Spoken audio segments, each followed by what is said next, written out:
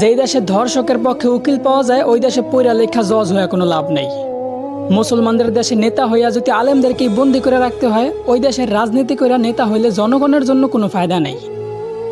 ৯৫% মুসলমানের দেশে যদি মুসলমানদের কষ্টগুলাই তুলে ধরা না যায়, ওই দেশে নামি দামি সাংবাদিক হইয়াও কোনো লাভ নেই। বলি জাকাত না দিয়া সুদ খাইতে খাইতে দেশটারে করছো ছারখার। এখন সূর্যের তাপ গায়ে লাগে তাই তোমাদের বৃষ্টির দরকার। আলেমদেরকে বন্দি করে আবার আলেমদের মাধ্যমে আল্লাহর কাছে বৃষ্টি কামনা করলা।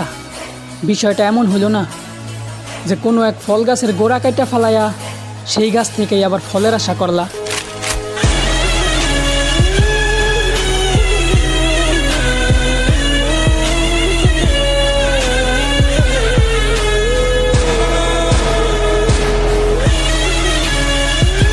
যে সময়ে ৩ থেকে ৭ বছরের শিশু মেয়েরাও ধর্ষণ থেকে নিরাপদ না, সেই সময় দ্বারাও আমরা নিজেদেরকে শ্রেষ্ঠ জাতি হিসাবে দাবি করি।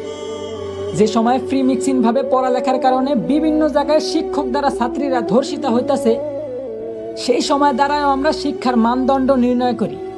একদিকে দেশের মান্যগণ্য লোকেরা দেশের গরিবদের দিকে না তাকিয়ে বিলাসিতায় দিন কাটাইতেছে, ঠিক সেই সময় আমরা নির্লজ্জের মতো আবার দেশের রেমিটেন্স যোদ্ধা প্রবাসীদের নিয়ে সমালোচনা করি। হ্যাঁ, এই সময়ও দেশের প্রধানমন্ত্রী একজন মহিলা, কিন্তু তারপরেও দেশের মা বোনদের আমরা ধর্ষণ থেকে বাঁচাতে অসক্ষমতা প্রকাশ করি।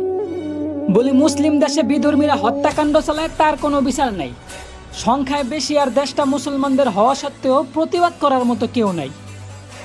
আসলে আমি মনে করি কি ভাই, আমাদের দেশে ইসলামের পক্ষে সঠিক বিচারই নাই।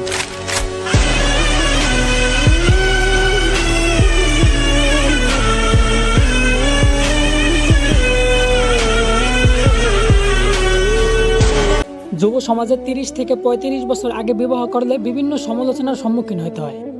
একটু খেয়াল করে শুনবেন, যুব সমাজে ৩০ থেকে ৩৫ বছর আগে বিবাহ করলে বিভিন্ন সমালোচনার সম্মুখীন হতে হয়, অথচ ওই সমাজে ১৮ থেকে ২০ বছরের ছেলেমেয়েরা একাধিক অবৈধ সম্পর্কে জড়াইলেও ওইটাই সমাজের ইগনোর করে চলতে হয়।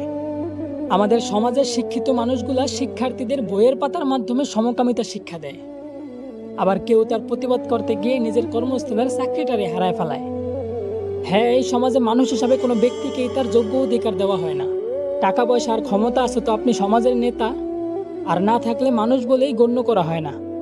আমরা এই আলোময় পৃথিবীতে চলার জন্য উচ্চশিক্ষিত হইতে বিভিন্ন দেশ বিদেশ যাইতেও দ্বিধাবোধ করি না, অথচ অন্ধকার কবরে চলার জন্য কোরআনের শিক্ষাটাই এই সমাজ থেকে নেওয়া হয় না। তো বলি, এই যে সমাজের লোকজন নিজেদের ছেলে মেয়ের বিয়ের জন্য এই অকুশালো সমাজ থেকে আবার একজন সামাজিক ছেলে বা মেয়ে খুঁজলেন।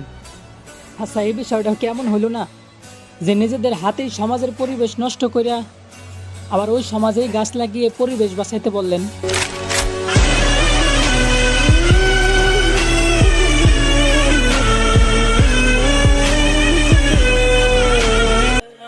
নেতার পিছনে ঘুরিয়া শেষ করবা নিজের যৌবনকাল, আবার বাইবার একবার নামাজ পড়িয়া কাটায় দিবা নিজের বুড়াকাল।